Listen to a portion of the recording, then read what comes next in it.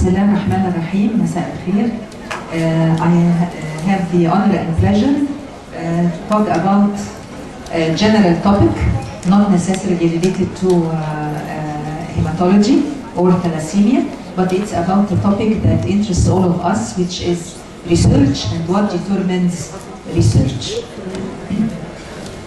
The outline of the presentation will include definition of research, because I'm sure not all of us know what is the real meaning and real definition of research, how we measure research productivity, the pillars and challenges of research, the most important part which we are good at, which is clinical research, funding of research, information and communication in research, the role of international cooperation, research ethics, and effective steps to improve our research productivity in Egypt. It is said that the 21st century is the era of knowledge-based economy, but the time is right also for knowledge-based medicine. We live in an age of international biomedicine. Biomedicine is the most important discipline where research comes. And the evidence of that is that half of all the papers listed in the Science Citation Index come from this field, compared to 13% from physics and 13% from chemistry.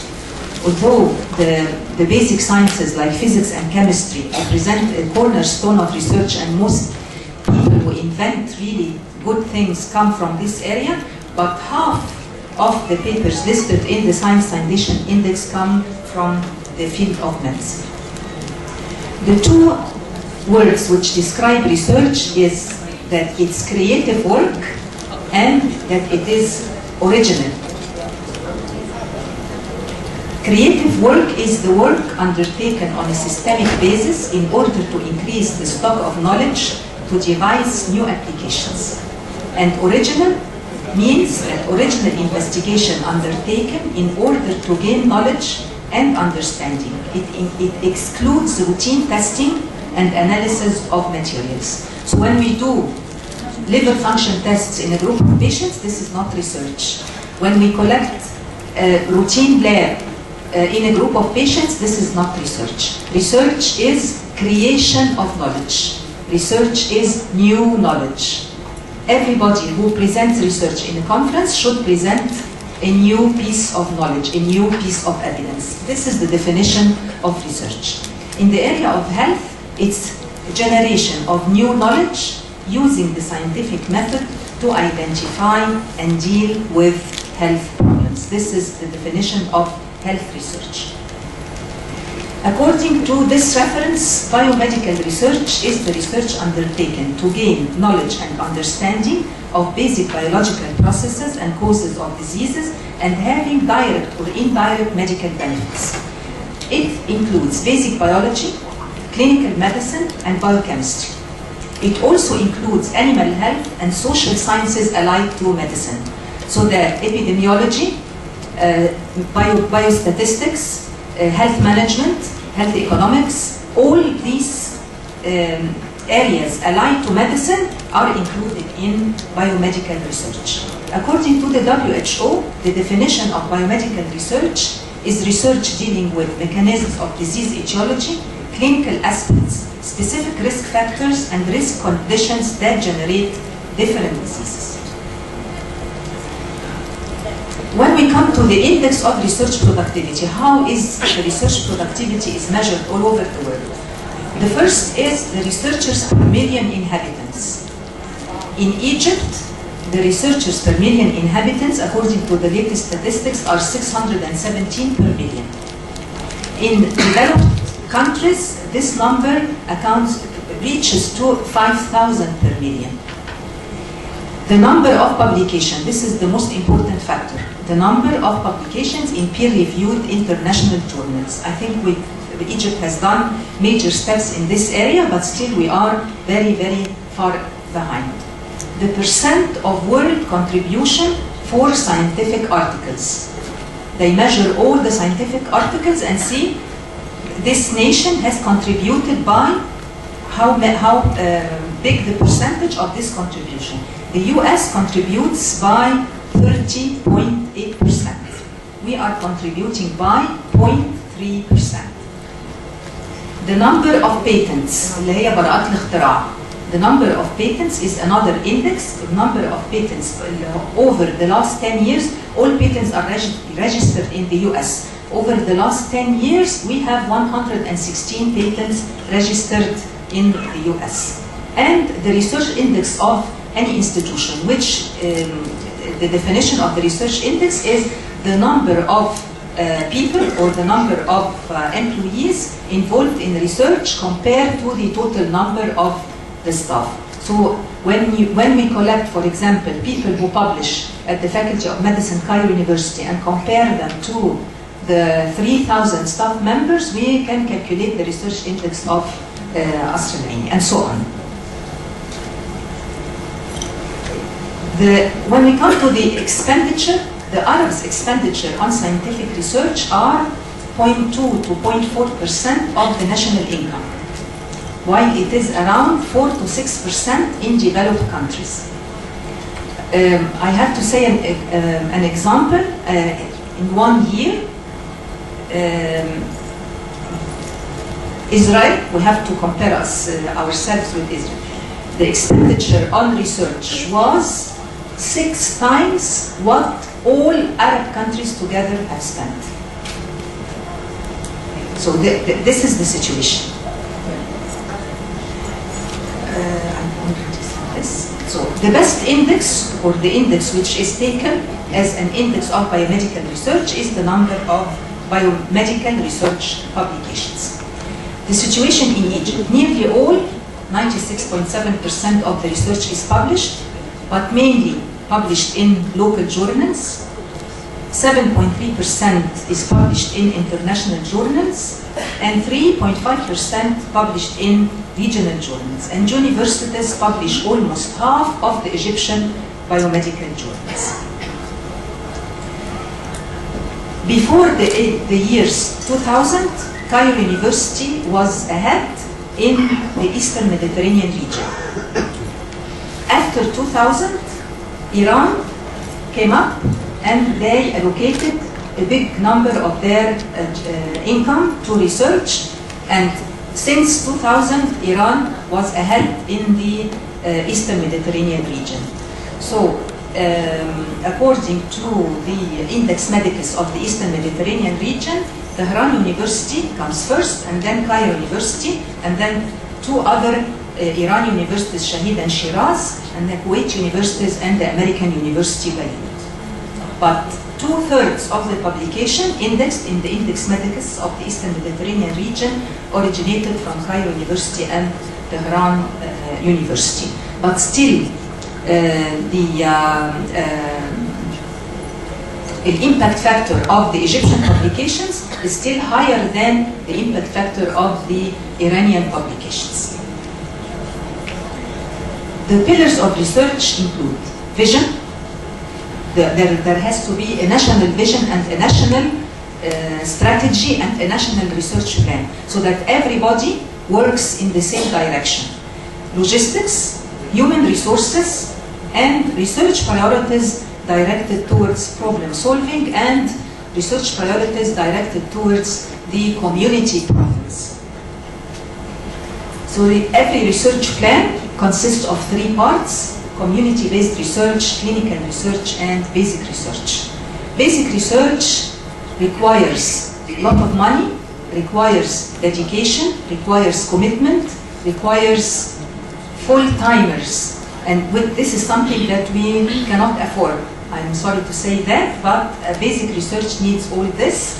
And what we are good at is the clinical research. Clinical research is the research designed to improve human health and well-being by identifying better methods to treat, cure, or prevent illness. I think some of you have seen these statistics before.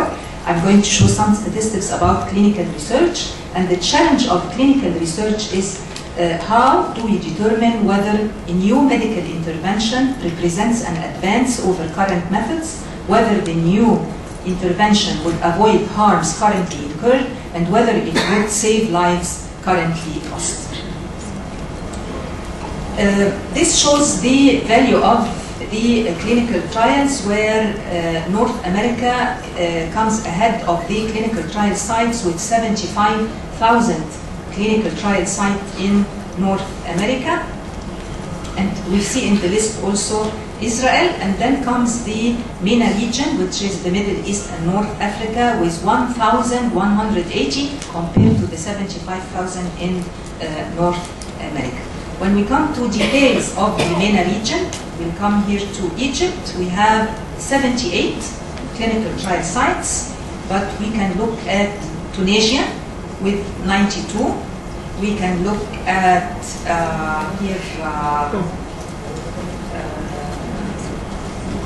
Turkey with 838 clinical trial sites. This shows the biomedical research and development expenditures classified by country in billions of dollars. And we can see that for sure in the United States comes ahead of everybody. This also shows the number of clinical trials. It's a bit old, but it gives us an indication that here Turkey is here, Israel is here, and some of the Eastern European countries like Czech Republic, Hungary, and here Brazil comes also from Latin America. The site density is calculated by the number of clinical trial sites per million inhabitants. So if we have 78 clinical trial sites and compare them to the 90 million, we'll see our size. And this is the country-specific density. And the country-specific density is always compared to the US density. Okay? Research is very expensive. Okay? So availability of funding may or may not correspond to local priority needs, and it is becoming more and more expensive, so external funding is needed to conduct good research. So we'll have to have a plan, we'll have to find partners, and then we can look at funding agencies. The funding can be local or international, it doesn't matter, but if the research question is good, or if the research question attracts people, other people who do not have our resources, because we do have resources like the number and mix of patients, like the good scientists who can perform research, so we can attract partners and look for funding agencies. There is something called the 10-90 gap, where 10% of the research funds by both public and private sectors are directed to 90% of the world's health problems. Because mainly the world health problems do not attract the rich people. So if our problems or problems in Africa, they don't attract people living in the North America or in Europe. So this imbalance in health research funding is known as the 10-90 gap. There are efforts to correct this 10-90 gap, and this requires the commitment of thousands of institutions and individuals, both in the North and the South, and this includes government decision makers, research institutions, universities, private foundations, private sector companies, NGOs, and the media. Research does not stop at creation of knowledge. It has to be shared.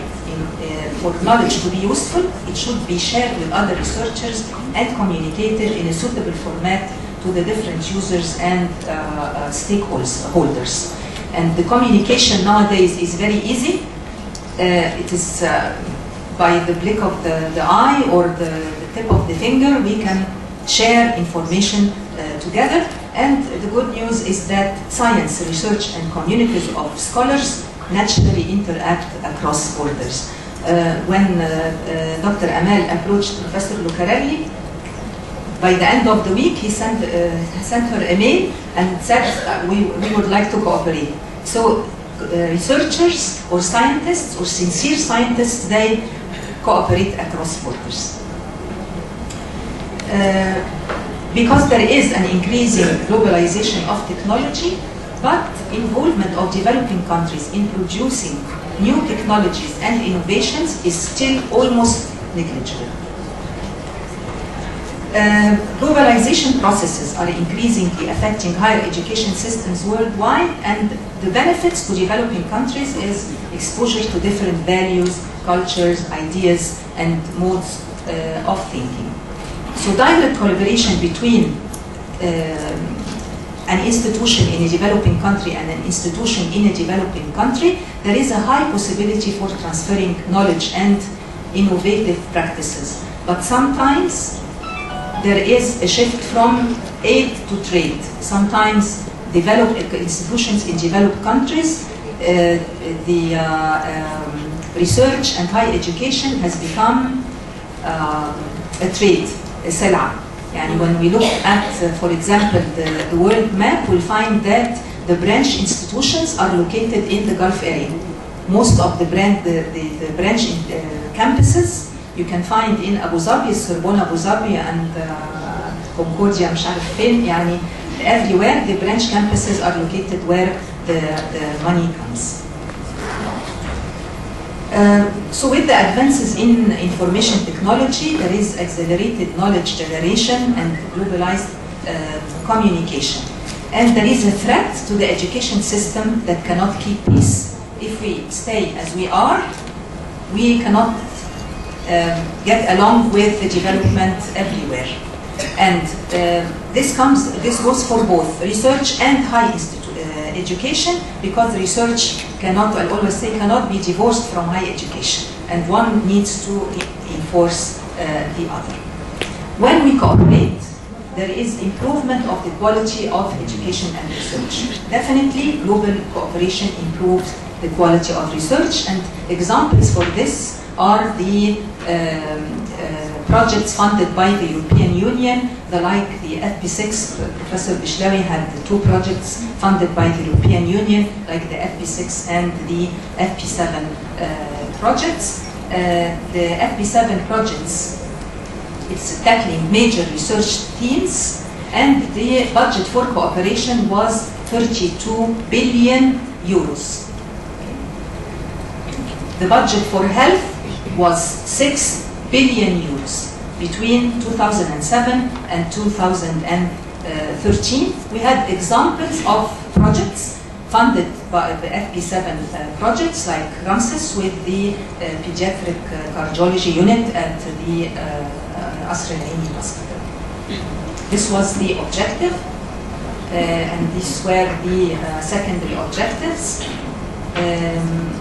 And the other example is the DEEP project, where Professor Bishlawi is the PI from Cairo University, and there are several other investigators in other Egyptian universities. It's also an FP7 project evaluating the non-inferiority of defriprone as an oral chelator. This shows our point of strength, where out of 15 centers, there are 3 centers outside Europe, and the Egyptian centers are providing 2/3 of the patients, maybe more than 2/3 of the patients. When we have multi-center trials, there are problems. There is a lack of harmonization of procedures among countries. There is a difficult approach because each country has different cultures and different rules and different laws. The trials in developing countries always have the risk of double standards, but the rules should apply wherever it is done. And from a purely economical perspective, developing countries represent a unique, cheap, and large source of subjects. The research ethics are a set of relevant ethics considered in the conduct of clinical trial in the field of clinical research, and it takes a bit from research ethics and medical ethics. It's between this and that. And the ethical guidelines in place today were primarily a response to past abuses. There were abuses in the Second World War, and there were abuses even in the US who fight for human rights. There were also many abuses in the US. And it is said also that the history of pediatric research is largely one of child abuse. So various ethical guidelines were developed in the 20th century in response to such studies. And the ethical guidelines, they provide a path to finding out whether these research projects are ethical or not. Because when you place some people at risk of harm for the good of others, the clinical research has the potential to exploit patient volunteers. So these are some of the ethical guidelines: the Nuremberg Code, the Declaration of Helsinki, the Belmont Report, the US Common Rule, and the Organization for Medical Studies. The first one was the Nuremberg Code, and it was not sufficient. It was only for the purpose of the trial. The Declaration of Helsinki is the first good ethical guideline document, and it allows individuals who cannot consent to be enrolled in clinical research based on the permission of the subject's representatives. The US federal regulations are not a law. They are not a law by themselves, but they are passed by the Congress, and they apply to all research conducted on US soils. And these are the three famous guidelines which all ethical committees in different institutions follow.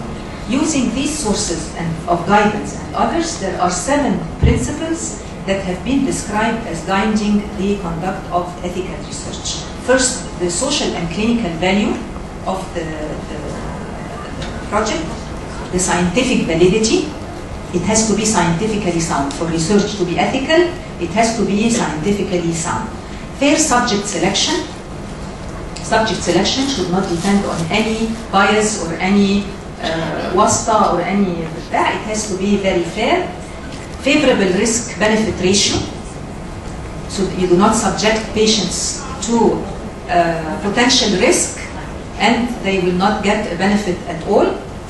An independent review, an informed consent process, and respect for potential and enrolled subjects so that they can withdraw at any time they want. The most important rule is that the rights, safety, and well-being of the trial subjects are the most important considerations and should prevail over the interests of science and society. There are regulations in Egypt. The old institution of 1971, there is an article which states that any medical or scientific experiment may not be undergone on any person without his free consent. This is the old institution. In the new institution of 2014, this is the article describing the rights of subjects in any clinical trial. إجراء أي تجربة طبية أو علمية بغير رضاه الحر الموثق. يعني ناقص كلمة المستنير بس عشان تبقى كاملة. فدي this is the article in the new constitution.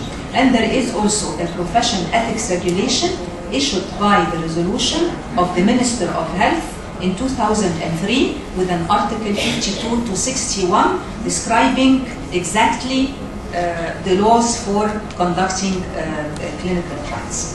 There are also standard operating procedures on clinical trial submission in the Ministry of Health. The documents together with the website when you can apply online and you can do everything with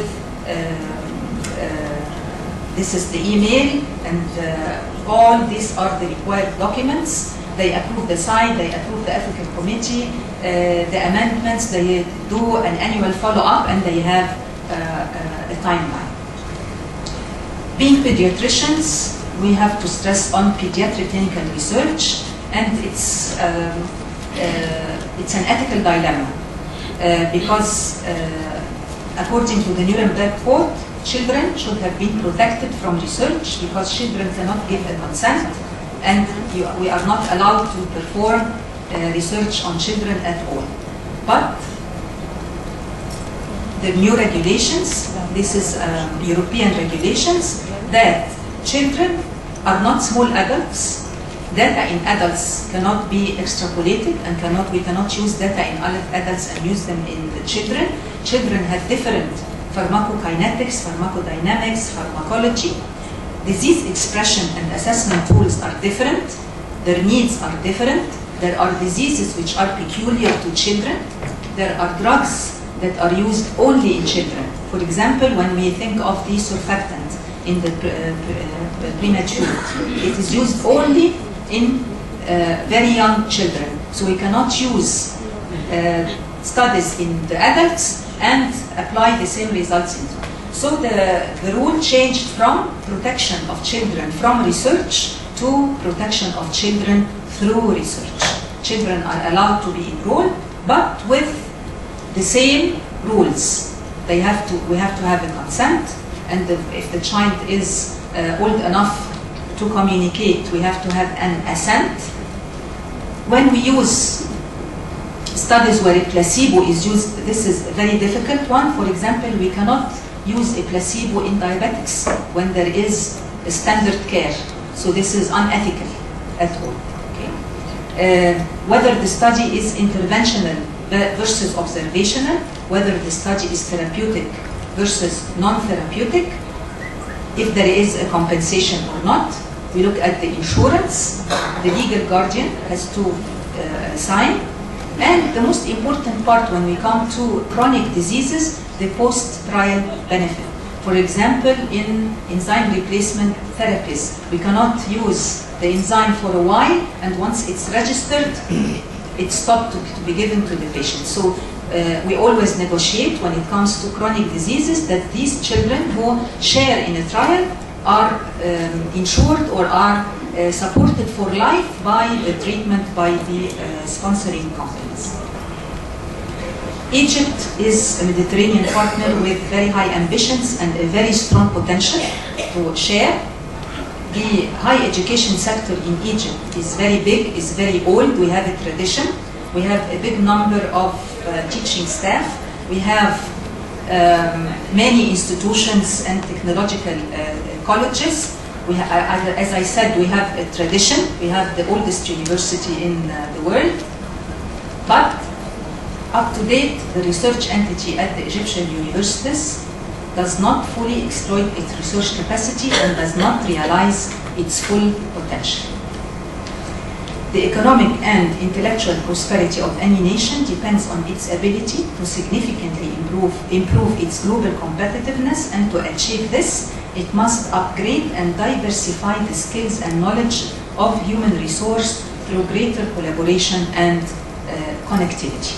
We have many challenges. We have a lack of clear focus in research priorities and strategies. We have insufficient time, insufficient funding. We have low awareness of the importance and the impact of good scientific research. We have inadequate networking opportunities and databases. We have limited international collaborative efforts.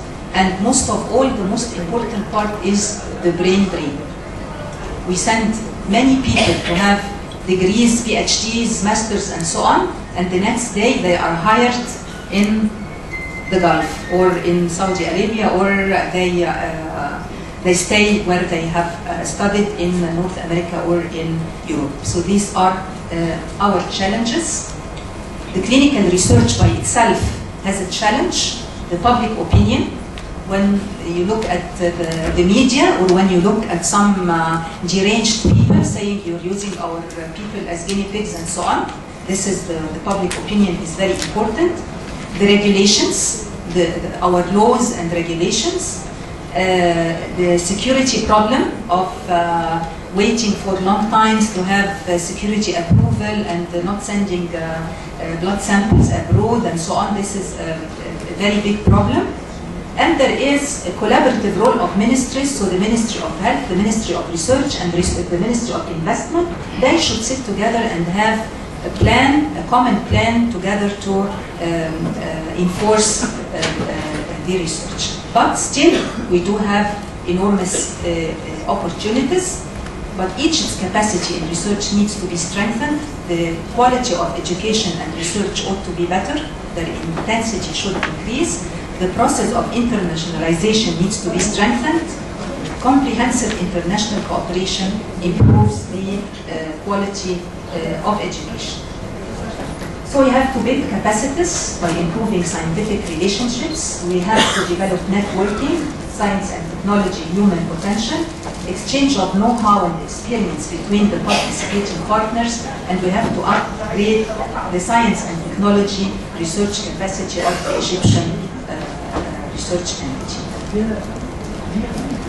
What do we have to do as effective steps? We have to identify the research groups at the Egyptian universities and connect them to each other and to their foreign counterparts. We have to define the areas and points of research and set our priorities, both nationally and at the level of every institute.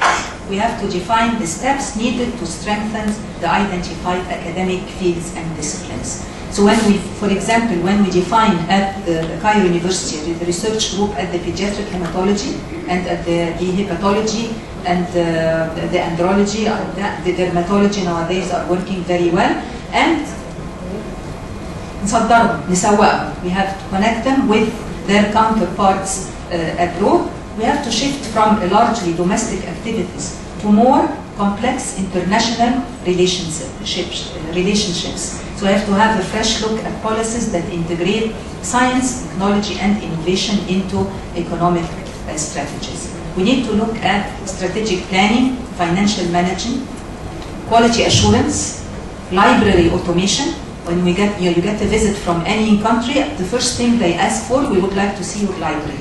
Because the library, this is where we get the Thalassemia.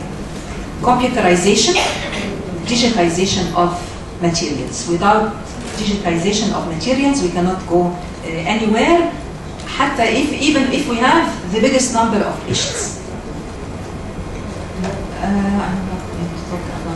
So what we really need at the higher level, the Egyptian clinical research directive, assuring the rights and benefits of subjects participating in clinical research, a national law for clinical research, we have to have an Egyptian pediatric regulation, and we have to have a national research committee. The most important of all this is the political stability. Okay.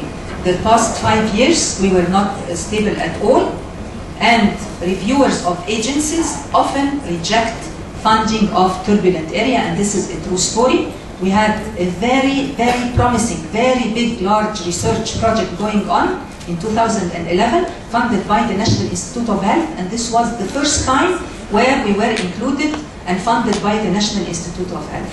I received a mail from the lady in the National Institute of Health saying that the reviewers are having second thoughts about funding your area because they say this is a turbulent area. I borrowed the term, a turbulent area. We sent a report of the research. We sent a report directly from the faculty and from our مستشارنا الثقافي, the attaché in Washington, saying that we're stable and research is going on, and these are the results of the last 6 months and everything. And in spite of all this, it was turned down, and we lost it because we were mentioned as having turbulence, and they are not going to fund any research in a turbulent area. So political stability is very important in research. I would like to thank you very much, and thank you organizers for inviting me.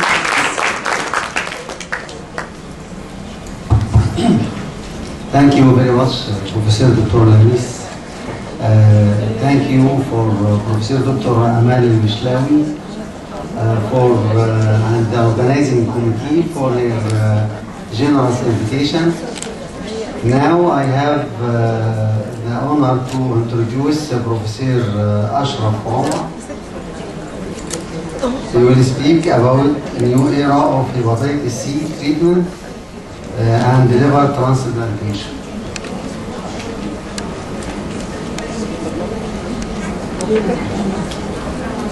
Bismillahirrahmanirrahim.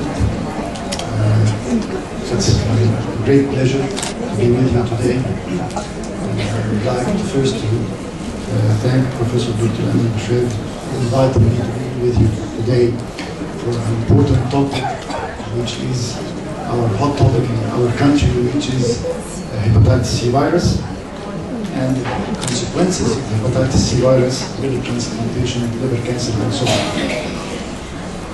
Actually, the chronic hepatitis C virus is the leading cause of liver transplantation in our country and worldwide.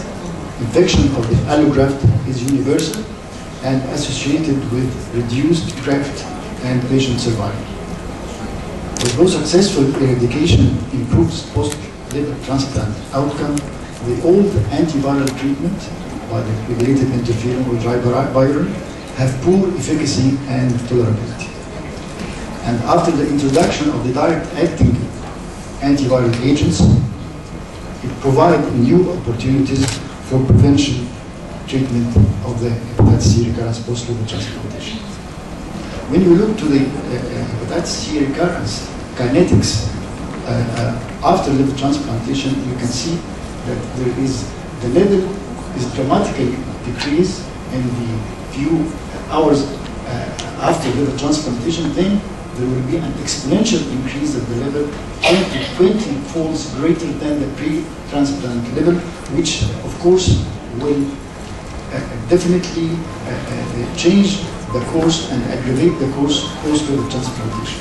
And here's the natural history post-liver transplantation of the hepatitis C virus. You can see that we have, after liver transplantation, we have three options. Either the most important option or the common option is the acute hepatitis in about 80% of the cases, which may proceed in about 8 to 6 months to chronic hepatitis and then graft cirrhosis and graft loss. Two other options are very uncommon, which reveal to minimal injury, nothing, or fibrosing cholestatic hepatitis, which is rare, about 2 to 5%. So, as compared to the general population, the natural course post-liver transplantation is very aggressive. In 20% after 5 years, there will be cirrhosis, and up to 40% per year, there will be a decompensated cirrhosis, as compared to just 20% after 20 years, compared to 5 years, and only 4% per year versus 40% per year decompensation. So the course post-liver transplantation is very aggressive and very injurious. So what is the strategy of the management of hepatitis C virus recurrence? Prevention, of course, and prevention could be started pre-transplantation or immediately post-transplantation as early as possible, or we can wait after liver transplantation, after the evidence of recurrence of hepatitis C, but we have to treat as early as possible because the aggressive course and the accelerated fibrosis course, the better results with compensated disease and the deterioration of the renal function post-liver transplantation with the immunosuppressant drugs. So our strategy is we have some stations to interfere, to stop the bad consequences of hepatitis C, either to start pre-transplantation to prevent the recurrence post-transplantation, or immediately after transplantation as a prophylaxis preemptive therapies, or immediately after liver transplantation to prevent the graft loss. So the aim to treat patients with cirrhosis, with hepatitis C cirrhosis, before transplantation, and ما نخافش من العيان cirrhotic, so far his compliance is okay. We can start treatment even with cirrhotic patients because this will prevent the development of liver cancer, will delay the decompensation, delay the need of liver transplantation, and prevent viral recurrence after liver transplantation. Here's the milestones of the therapy. As you know, we have started antiviral treatment in the early 90s, with interferon, only interferon, ribavirin, and finally with the pegylated interferon, and the maximum cure rate was 45 to 50% on the maximum until 2011, when there was an introduction of the first generation of directly acting antivirus, which was a turning point and a breakthrough point for the treatment of hepatitis C virus. In the past, this is the strategy of treatment before liver transplantation by the old regimen, by the interferon ribavirin, with a very low dose of interferon ribavirin, because this patient is acidotic and we might decompensate soon. And we have tried in the past to stop the progression of the disease by antiviral treatment before transplantation by the old regimen. And there was a poor results, only 24% got a cure rate, and there was a lot of complications at that time. Post-liver transplantation by the old regimen, the pegylated interferon ribavirin, as you have seen, the results was very poor, 30 to 50% cure rate on the maximum, with different research papers.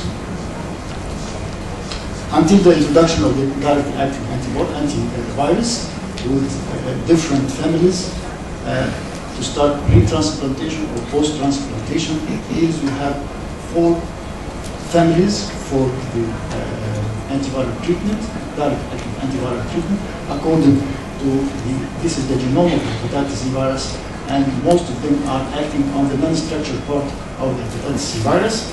And this, according to the life cycle of the virus, we can stop its progression and its replication by either NS5B polymerase inhibitors, which is the famous Sovaldi, Sovaldi, the NS5A inhibitors with Dacla, Lidis-Bouver, and other molecules. Another group, which is NS4 or NS4, 3 or 4 protease inhibitors with a lot of other molecules. All these new molecules are having a dramatic cure rate over 90%, as compared to the previous one, which is 30 to 40 to 50% only. So, when the strategy of treatment before liver transplantation by direct acting, we have actually 4 scenarios. Scenario A is to give the antiviral treatment until cure rate or hepatic decompensation. Then, and the hepatic decompensation arrested, we succeed to stop the decompensation, and then the patient delisted from liver transplantation. This is the best scenario. The second scenario, we give the direct acting antivirus, the disease not arrested, and we proceed for liver transplantation, but with negative hepatitis C virus RNA, and this will dramatically decrease the recurrence post-liver transplantation. For the scenario C, we continue to give the drug, and the RNA become negative. Also, we can have a low recurrence rate post-liver transplantation. The bad scenario is the therapy with the DDA and relapse, further decompensation, and even after liver transplantation, there will be a dramatic recurrence and the graft loss. So we actually have 4 scenarios, and the most common scenario, fortunately, is the scenario number A, which we can succeed, A or B, we can succeed to stop the progression of liver disease. An example of combination of Sotobovir, Sovaldi, with ribavirin before liver transplantation. We can start before liver transplantation 12 or 24 weeks, and then we go for liver transplantation to give the chance for the patient to transplant with a negative PCR or very low PCR. At this point, we can have a very low recurrence, only one recurrence rate from a lot of cases, 93% of negative PCR on liver transplantation. So we have a lot of opportunities before liver transplantation. We have a very good molecule to prevent, to give a PCR negative before liver transplantation. And recent studies presented at the last International Congress, 2016, more than 35% of patients with severe liver damage on the liver transplant list improved to the extent that they were no longer considered in urgent need for liver transplantation, and 20% no longer required liver transplantation at all. This is one of the achievements of the new diet-acting antivirus. Of course, we have a lot of problems like anemia with the ribavirus and drug-drug interactions, but by far it's very successful. What about post-liver transplantation? The new drugs post-liver transplantation have a lot of protocols and a lot of combinations. Sofosbuvir with ribavirin, Simsof with without ribavirin, Sofosbuvir with Ledisbuvir, we have Harvoni, Jadid, Sofdacla, plus minus ribavirin, or Curevo with or without ribavirin. Fortunately, all these new molecules are present now in our country. It's very cheap, it's very effective, cure rate is more than 90%. All complete combinations are having a lot of success rate, more than 90%, 95%, 98%. These combinations of SIM post-liver transplantation have cautious because the semi-prepared or Elisio is having a drug-drug interaction with the calcium inhibitor in النيورال، عشان كده المفروض ما بيتاخدش مع النيورال. It's prohibited with the neural. It's prepared for Harvoni, برضه الداكلا سوبداكلا plus minus ribavirin. We can add ribavirin according to the F score. So the first thing in the guidelines, in the new guidelines, we have to evaluate the F score, the fibrosis score, before start treatment. Because when we have a high fibrosis score, so this is the indication of the addition of ribavirin.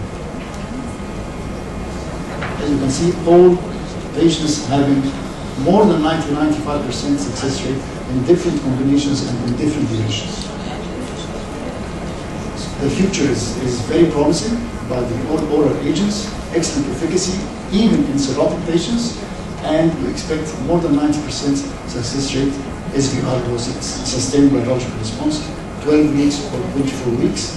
All will be interferon-free, and we hope that ribavirin-free therapy is also desirable because the main side effects from this combination is the addition of ribavirin.